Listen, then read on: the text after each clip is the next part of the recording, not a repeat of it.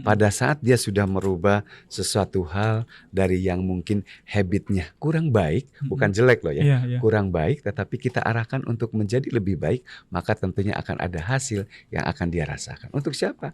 Baik untuk dirinya sendiri dan keluarga, termasuk juga kelompok yang ada di kelompoknya tersebut. Kita tidak bercerita ahli atau tidak, tetapi keinginan kami untuk terus hadir dan berada mendampingi ibu-ibu Mekar Hebat Indonesia. Dia salah satu ibu hebat, ibu yang bertanggung jawab. Tentunya dia tidak patah semangat ataupun kasarnya biarkan orang mencibir, biarkan orang menghina, tetapi dia terus semangat untuk bisa hidup survive dengan keluarganya, dan kebetulan dia single parent. Tetapi dari hasil usahanya ternyata dia bisa menyantuni anak yatim. Dan bisa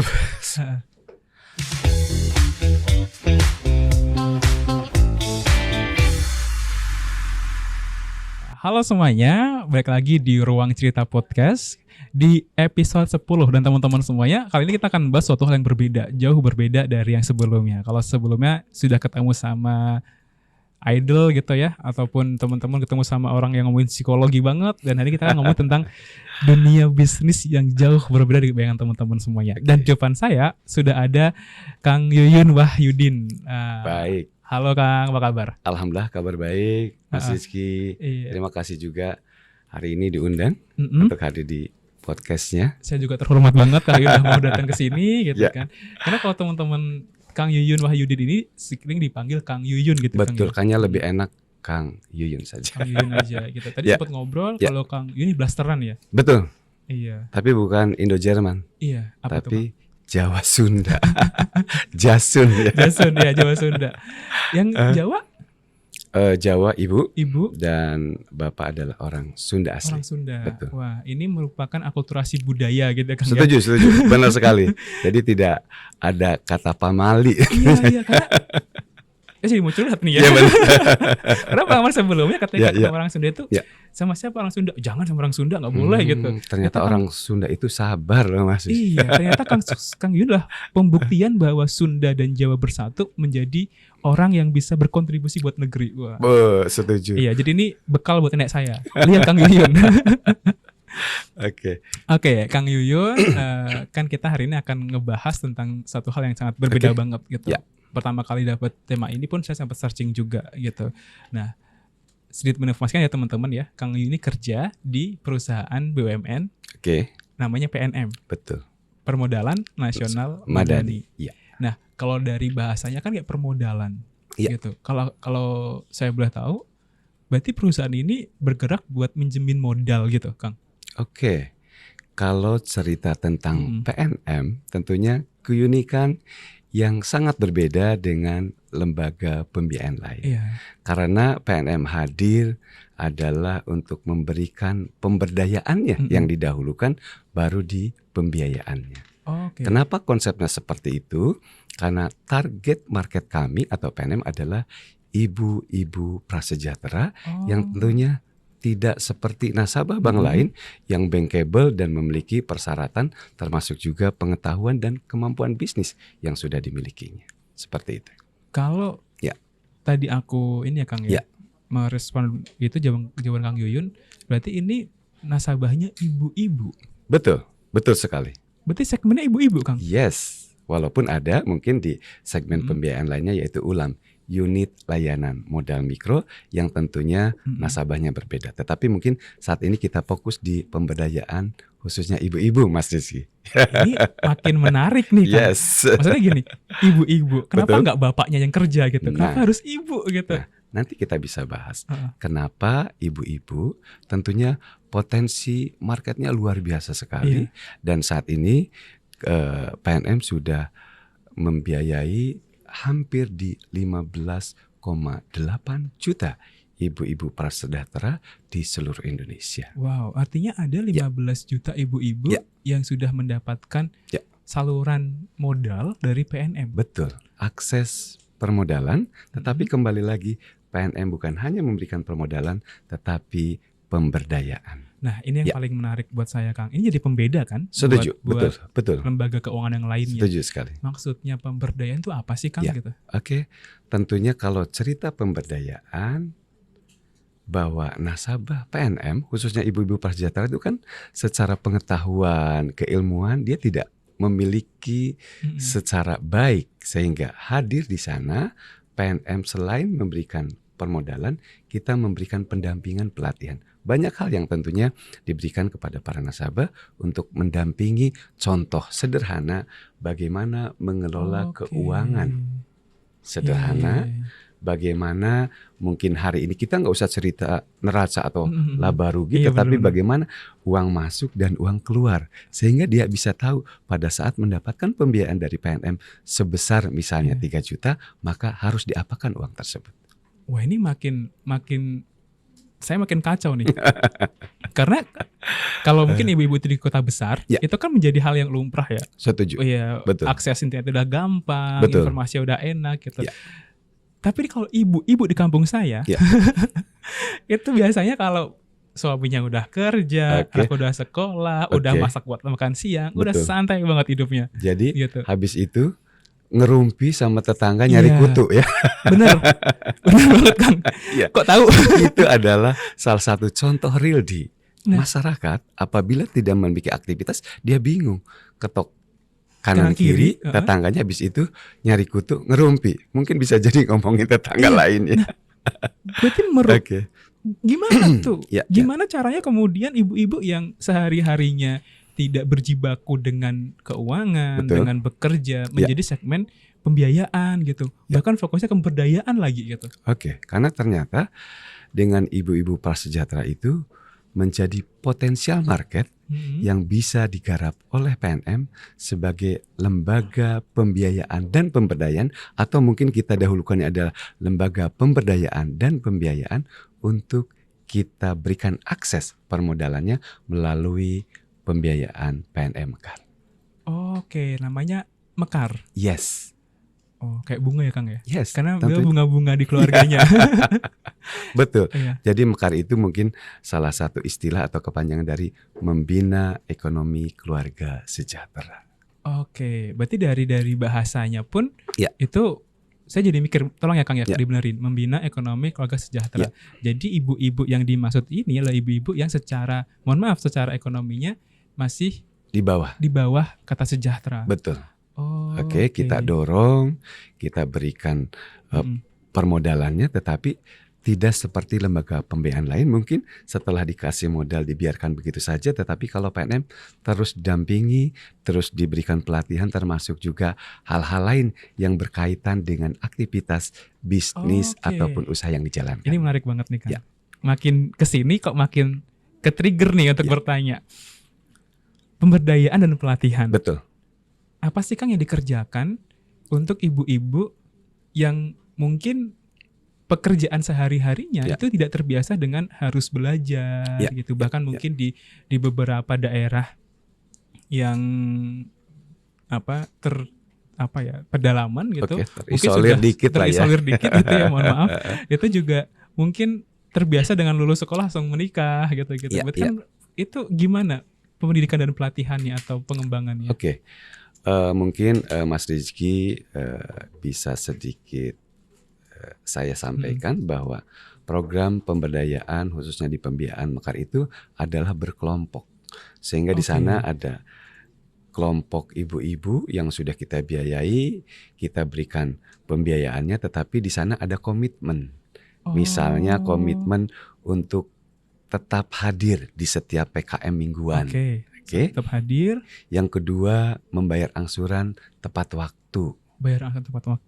Dan tentunya di sana ada komitmen bagaimana usaha atau bisnisnya bisa tumbuh dan sukses bersama. Kenapa? Karena di program pembiayaan Mekar itu tidak ada yang namanya kolateral. Tidak ada yang namanya jaminan. Iya. Clear. Jadi jaminannya apa? Jadi jaminannya adalah komitmen. Bagaimana dia bisa hadir di setiap pertemuan kelompok mingguannya, dan yang kedua adalah komitmen untuk membayar angsuran tepat waktu. Nah ini sebelum tadi ya Kang ya ke pelatihannya tadi. Iya, betul. Saya jadi pengen nanya, udah mah tanpa agunan, Betul. tanpa jaminan apapun. Habis itu juga ibu-ibu. Iya. Ibu-ibunya ini pasti diseleksi dong. Betul. Apa aja tuh syaratnya? Atau saya pengen tahu apakah semua ibu-ibu dan seluruh lapisan masyarakat boleh nggak sih gitu? Keren pertanyaannya. Tentunya bisa, karena sebagai persyaratan menjadi nasabah PNM Mekar itu adalah yang pertama usahanya sudah jalan, yang kedua mau berusaha, yang ketiga sudah usaha tapi gagal. Yang sudah berusaha gagal pun masih kita berikan akses di pembiayaan tersebut. 15 juta orang kurang lebih yang dibiayai, dan tiga-tiganya adalah maksudnya tiga tadi yang udah usaha tapi gagal, yang belum punya usaha atau mau usaha boleh gitu. Yes, betul. Keren kan? Nggak takut rugi. Tapi mungkin hitungannya udah beda gitu ya Kang. Tentunya kita bukan bercerita tentang tadi rugi untung atau ruginya untung. Gitu. Tetapi kembali lagi kami adalah lembaga pemberdayaan yang ingin meningkatkan kapasitas secara ekonominya yang tentunya bisa menunjang ekonomi keluarga. Karena bisa jadi mungkin apabila suaminya di PHK, atau mungkin apabila gagal panen, atau mungkin dia tidak memiliki mata pencaharian rutin setiap hari, maka apabila istrinya sudah memiliki aktivitas, itu akan menjadi penopang ekonomi keluarga. Seperti itu. Ini ada pertanyaan yang dari saya pribadi Kang ya. Tapi jangan sulit-sulit. Enggak. Aman Kang. Tapi ini cukup menggelitik saya secara pribadi. Tadi kan sempat di awal saya ceritakan bahwa ibu-ibu di kampung saya itu memang kebanyakan aktivitasnya sampai siang gitu. Betul. Habis itu tadi gitu kan nyisirku tuh sambil ngerumpi gitu kan. Biasanya PRT tuh Kang enggak. Nah, habis itu sambil ngerumpi gitu. Ada tantangan tersendiri nggak sih untuk kemudian mengelola ibu-ibu ini berpindah haluan dari aktivitas keseharian berubah jadi yang lebih produktif gitu? Tentunya itu tantangannya bukan mudah, tetapi menjadi semangat yang luar biasa bagi kami insan PNM, para pendamping, tentunya para AO Mekar yang ada di lapangan, bagaimana bisa membantu ibu-ibu prasejahtera yang sudah bergabung di PNM, yang sudah dibiayai, tetapi bisa survive atau bisa eksis di dalam menjalankan usahanya. Nah, ini menarik lagi pertanyaannya. Tapi sebelum itu Kang saya mau nanya lagi nih, pelatihannya dulu Kang ya. Betul. Saya mau nanya dua, pelatihan sama orangnya. Karena dua hal ini bersangkutan. Pertama, apakah pelatihannya hanya bersifat tadi keuangan aja, atau ada yang bersifatnya adalah yuk nambah kapasitas usahanya. Yang kedua, berarti PNM punya dong orang-orang yang harus sabar banget menerjemahkan bahasa tekstual yang marketing dan sebagainya ke bahasa yang kontekstual yang ibu pahami gitu. Tentunya kalau cerita pelatihan tadi cerita bagaimana mengelola keuangan, tetapi banyak hal juga pelatihan yang diberikan. Contoh misalnya di kelompok itu sebagai pengrajin keripik singkong, yang mungkin pakai kantong plastiknya kresek hitam, dijual mungkin per setengah kilonya hanya 10.000 atau 15.000. Tetapi kita berikan pendampingan, pelatihan bagaimana proses produksi yang benar, bagaimana kemasan atau bungkusnya yang baik dan menarik. Maka di sana akan mendapatkan nilai tambah dari hasil produksi keripik singkongnya yang dihasilkan. Maka dari sana kita akan mengedukasi, Bu, apabila Ibu merubah proses produksi yang lebih baik, merubah kemasan yang lebih menarik dan baik, maka Ibu akan mendapatkan keuntungan dibandingkan dengan bungkus sebelumnya. Seperti itu. Sejalan Kang, saya punya pengalaman. Saya kan hari ini sering banget belanja di toko Madura namanya Kang ya. Kalau yang sekarang kan toko Madura, mungkin teman-teman yang nonton juga relate banget gitu kan, karena lebih murah gitu. Anggaplah sama-sama beli kerupuk. Satu toko Madura, satu di Indo April gitu kan. Nah, sama-sama kerupuk padahal gitu. Tapi yang di toko Madura lebih murah. Tapi yang di Indo April karena mungkin tadi ya Kang ya packaging gitu sehingga lebih menarik, itu jauh lebih mahal. Pas dirasa ini sama-sama enak sebenarnya gitu. Dan ini kan menjadi dua hal yang cukup dilematis buat sebagian orang, jualnya sama-sama kerupuk tapi harganya jauh berbeda gitu. Hanya gara-gara packaging tadi. Betul. Itu konsep sederhana yang kami berikan. Edukasi pelatihannya agar memahami prosesnya. Pada saat dia sudah merubah sesuatu hal dari yang mungkin habitnya kurang baik, bukan jelek loh ya, kurang baik, tetapi kita arahkan untuk menjadi lebih baik, maka tentunya akan ada hasil yang akan dia rasakan. Untuk siapa? Baik untuk dirinya sendiri dan keluarga, termasuk juga kelompok yang ada di kelompoknya tersebut. Wah, udah mah enak produknya, ditambah cantik kemasannya, itu mungkin menggoda buat para pelanggannya, Kang ya. Betul, setuju. Dan harganya bisa tentunya lebih bersaing juga. Lebih bersaing. Nah tadi Kang yang kedua, pertanyaan kedua. Berarti ada orang-orang khusus dong ya? Soalnya saya pribadi nih kalau misalkan harus ngobrol sama ibu-ibu itu ya, butuh effort dan usaha yang luar biasa karena kayak gimana ya ngejelasinnya biar beliau paham gitu. Betul. Ada Kang orang-orang khusus yang bekerja atau bergerak di bidang pelatihan itu? Tentunya PNM memiliki salah satu divisi yang namanya Divisi Pengembangan Kapasitas Usaha yang di dalamnya tugasnya adalah mengedukasi dan tentunya di setiap cabang kami ada perwakilan. Bagaimana mengelola kegiatan, bagaimana pemberdayaan, bagaimana pelatihan, termasuk juga tema-tema pelatihan yang akan diberikan kepada para nasabah.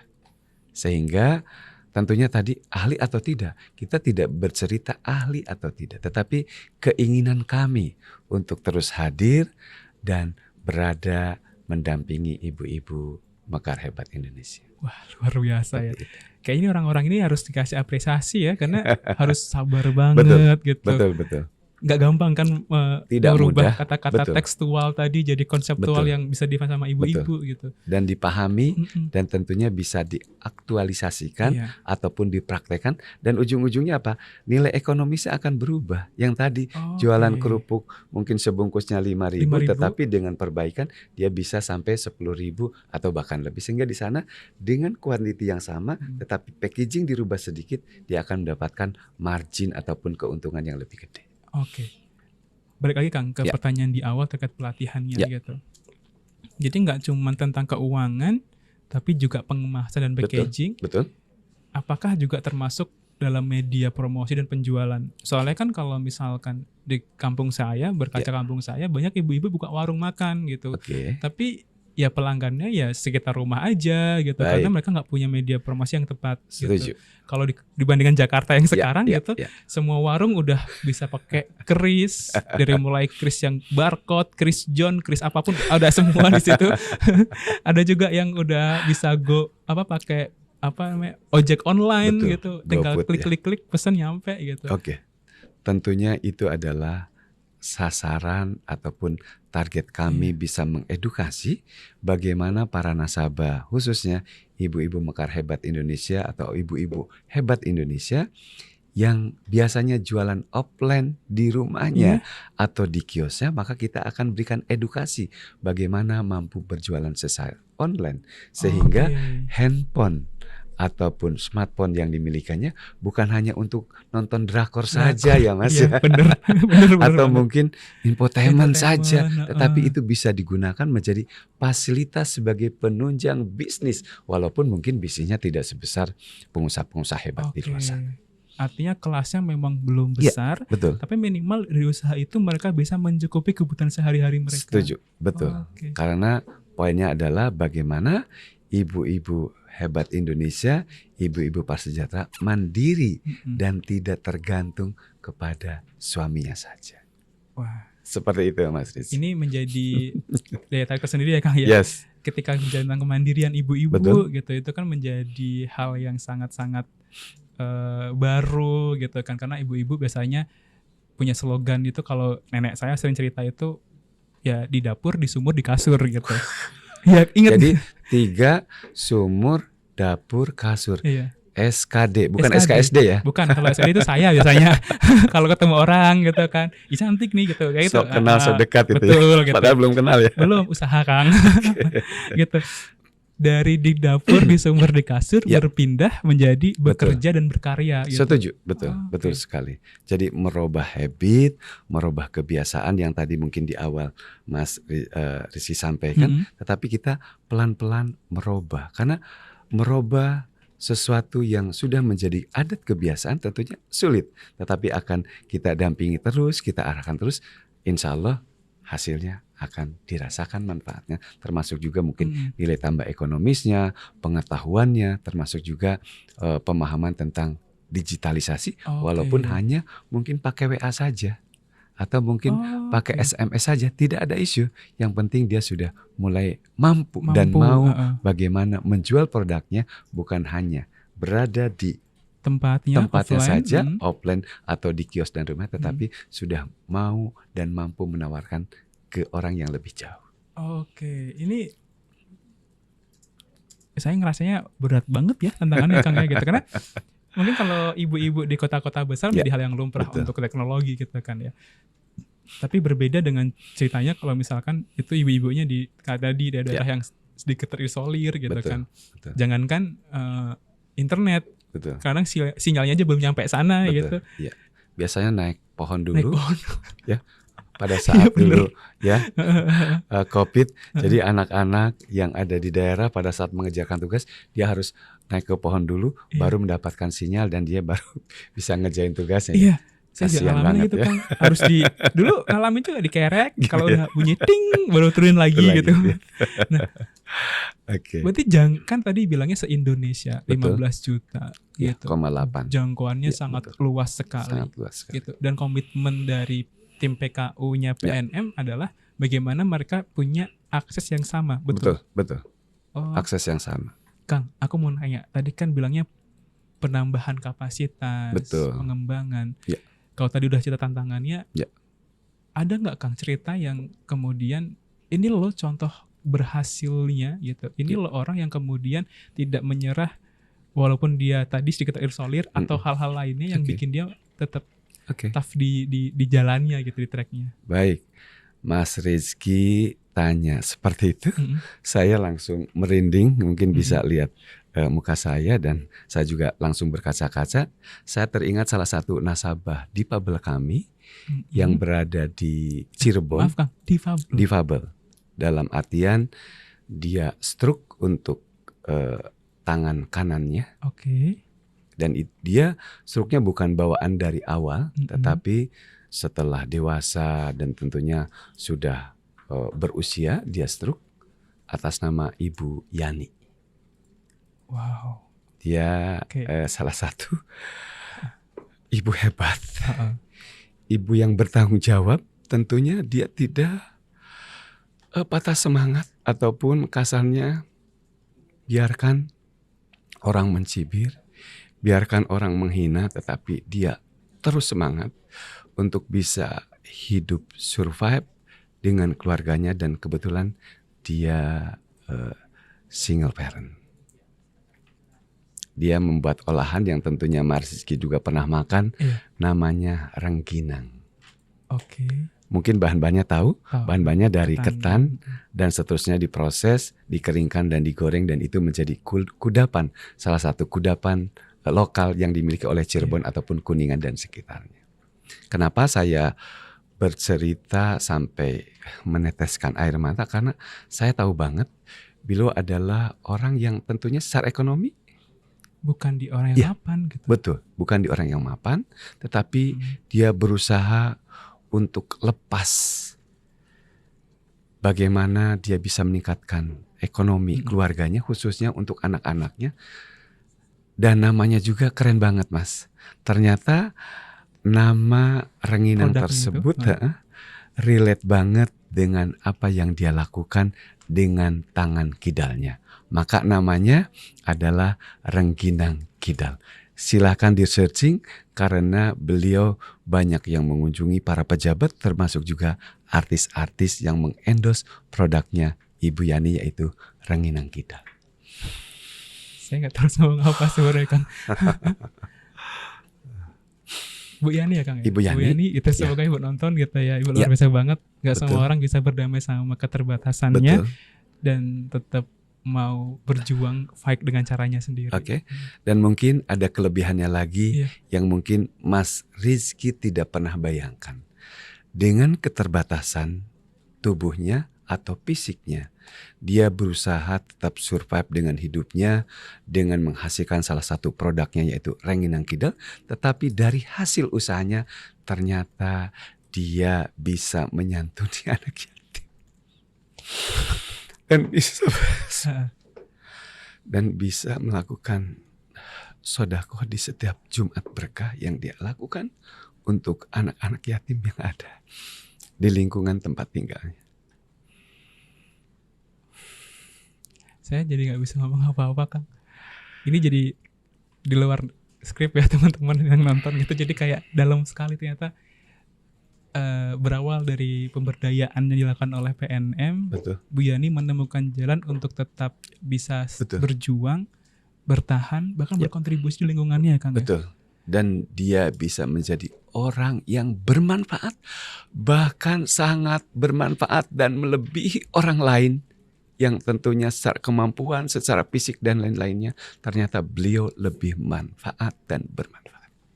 Wow.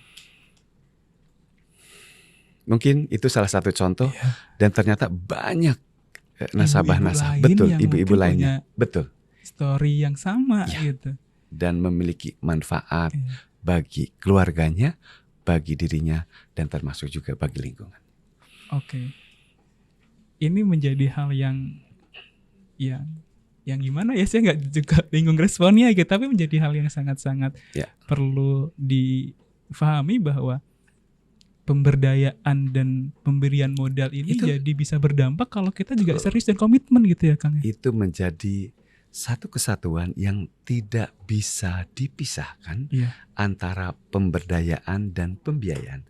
Apalah artinya pembiayaan yang diberikan apabila para nasabahnya tidak mampu menggunakan atau mengelola uangnya dengan bijak juga. Betul. Gitu. Sehingga dengan adanya pemberdayaan kita harapkan uang yang diberikan akan bermanfaat dan tidak digunakan untuk konsumtif, tetapi untuk meningkatkan kapasitas usahanya yang lebih besar lagi. Wah, seperti itu. Ini menjadi poin utama juga. Betul. Gitu ya, Kang ya. Pemberdayaan dan pembiayaan. Iya, dua hal yang harus ditambahkan menjadi keberhasilan harusnya gitu kayak Bu Yani tadi. Betul, gitu kan. Betul. Wow. Kang. Kalau kembali ke tadi, berarti Bu Yani satu produk pelatihan atau pemberdayaan yang berhasil gitu kan, dengan keterbatasan beliau yang ini apa? Stroke sebelah kanan gitu. Dia bisa tetap mau berjuang. Mungkin Mas Riji pengen tahu apa saja pemberdayaan yang sudah diberikan kepada Ibu Yani. Itu makanya tadi mau nanya itu sudah, Kang. Baik, Bu Yani sudah mendapatkan pemberdayaan yang pertama bagaimana mengolah keuangannya. Sehingga dia mampu untuk menabung atau saving, termasuk tadi juga sedekah bagi lingkungan, termasuk juga memberikan bantuan untuk anak yatim atau sedekah Jumat Berkah. Yang kedua, perbaikan packaging yang tentunya mungkin rengginangnya awalnya cuma pakai kantong plastik saja, sekarang sudah pakai packagingnya bagus, sudah kemasan dan bisa mungkin saat ini lagi trennya hampers mungkin bagi yang ulang tahun atau mungkin oleh-oleh buat keluarga atau mungkin oleh-oleh buat saudara-saudara kita. Itu bisa dilakukan karena menarik sekali. Makanan daerah, jajanan yang identik sama Lebaran jadi hampers pula. Wah, itu betul. Dan menjadi oleh-oleh yang datang ke Cirebon atau ke Kuningan pasti nyarinya Rengginang kita. Bener. Selain itu apalagi yang ketiga adalah bagaimana dia berjualan melalui sosial media atau digital. Keren. Berarti juga ada ini ya, ada sosial media yang bisa kita. Tadi Rengginang Kidal. Betul. Boleh di-searching nanti Mas Rizky. Rengginang Kidal. Mungkin juga bisa menjadi salah satu inventarisir produk yang saya coba. Gitu. Setuju. Sekaligus mempromosikan, menginformasikan. Gitu. Mungkin bisa dihadirkan pada saat podcast yang akan datang mungkin boleh tuh. Tim. Mari kita undang Bu Yani gitu. Vote teman-teman apakah sesuai gitu, apakah mau undang Bu Yani biar kita Ibu lebih Yani tahu. salah satu mungkin ibu-ibu hebat yang tentunya menjadi inspirasi bagi ibu-ibu hebat ini. Dan dia jadi superhero di anak-anaknya. Betul. Luar biasa. Jadi ingat ibu saya. Nah, Kang. Pelatihannya udah ada. Pemberdayaannya berjalan. Betul. Gitu. yang mau saya kepoin lebih lanjut adalah bagaimana tim PKU ini mengevaluasi gitu ya, atau prosesnya berjalan bahwa produk ini tuh bisa jadi unggulan atau bisa di rebrand ulang, di reprogram ulang gitu. Itu gimana Kang? Karena kan besar banget itu seluruh Indonesia gitu. Betul. Tentunya kami di setiap cabang memiliki tim ataupun PIC yang mampu mensupport kegiatan pemberdayaan yang tentunya bukan hanya PIC PKU saja atau kos PKU yang ada di cabang, tetapi melalui sinergi dengan para AOM. Para AO ya mungkin kalau di Mekar, misalnya kalau di Ulam adalah AOM, tetapi kalau di Mekar adalah AO, tenaga pendamping yang hadir di sana tentunya walaupun mungkin dengan cerita sederhana atau materi sederhana, tentunya mudah-mudahan itu tetap akan membantu dan sampai apa yang tentunya kita inginkan, kita targetkan atau mungkin goalsnya apa. Biar pemberdayaan yang kita lakukan tercatat dan ada hasilnya atau mungkin sedikit buktinya apa sih? Seperti itu ya Marski ya. Betul. Jadi buat para ibu-ibu yang nonton yang mau masuk PNM gitu atau masuk ke Mekar gitu, jangan takut ketinggalan pengembangan usahanya. Karena setiap unitnya ada gitu. Betul. Karena kita memiliki yang namanya program klaster. Ada Mbak Maya. Mbak Maya. Itu yang ngasih narasumbernya Mbak Maya namanya.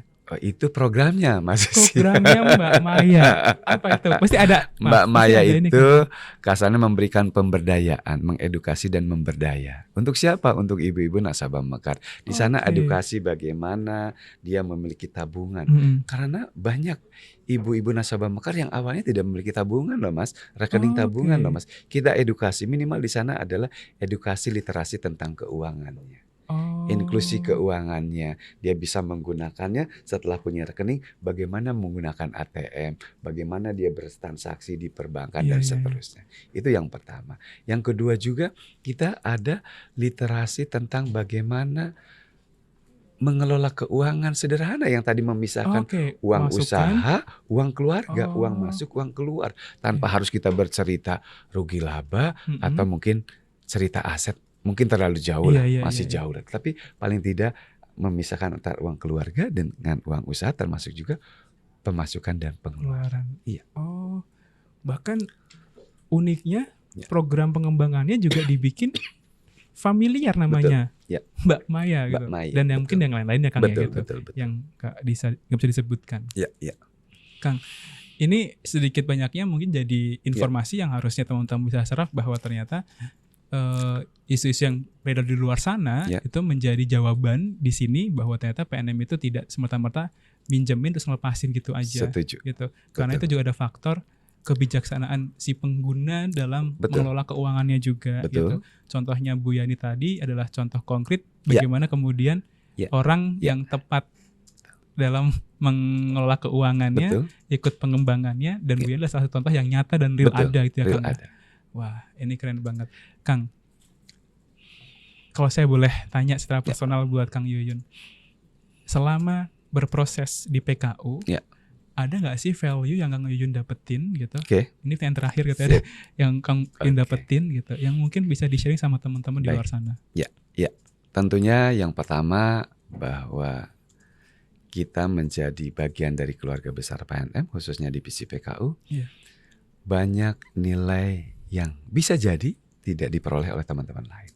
Yang pertama adalah kedekatan emosional kita dengan nasabah, bagaimana kita semangat untuk memberikan edukasi, termasuk juga silaturahmi yang itu tidak akan pernah ternilai. Karena mungkin di dalam agama saya Muslim bahwa silaturahmi itu manfaatnya yang pertama adalah memurahkan rezeki. Memudahkan rezeki. Yang kedua ternyata panjang umur.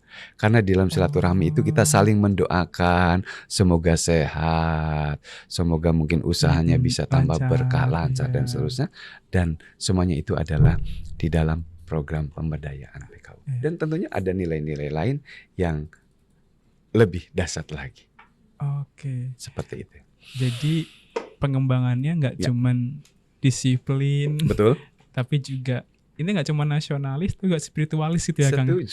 Setuju. Ini keren banget sih Kang. Betul. Nah Kang, terakhir nih gitu. Ada nggak sih closing statement dari Kang Yuyun buat teman-teman yang nonton gitu? Baik. Apa harapan dari obrolan kita ini gitu dari Kang Yuyun pribadi buat yang nonton? Silakan. Baik.